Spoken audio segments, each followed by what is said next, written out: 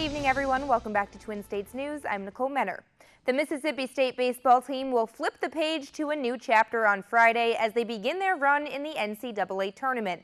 The Bulldogs had an up-and-down season, but can credit their postseason fate to a 9-1 record against top 5 teams.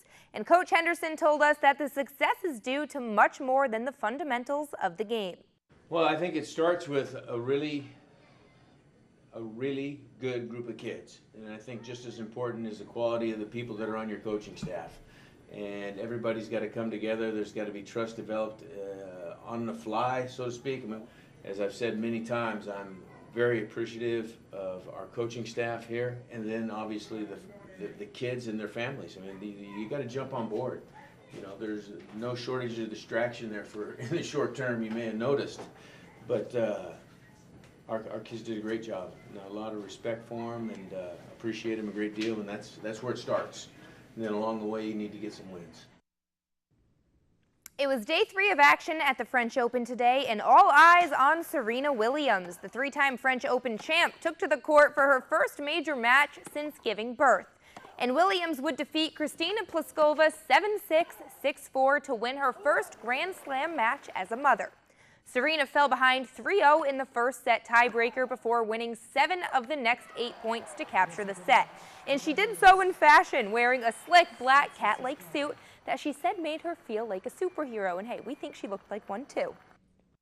I feel like I'm on the right track. You know, I've been putting a lot of work in on the court, off the court. I'm definitely here to compete and do the best that I can do, obviously.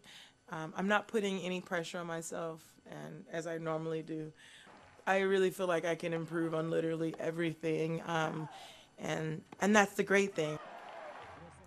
So the 36-year-old French Open champ will now face 17th-seeded Australian Ashley Barty in the next round. The Stanley Cup Finals began last night out in Vegas with the Golden Knights hosting the Washington Capitals in their historic inaugural season. And this may have been Game 1, but boy did it feel like a Game 7 out there. Colin Miller would record the Knights' first ever Stanley Cup goal in the first period, but the game would go back and forth until the final minutes. It was like the Knights score, the Capitals score, the Knights score, the Caps score.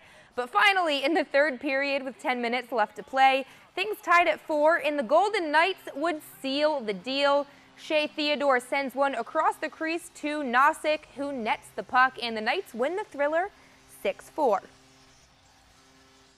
The stage was halfway set for the NBA Finals after the Cleveland Cavaliers defeated the Boston Celtics in Game 7 on Sunday.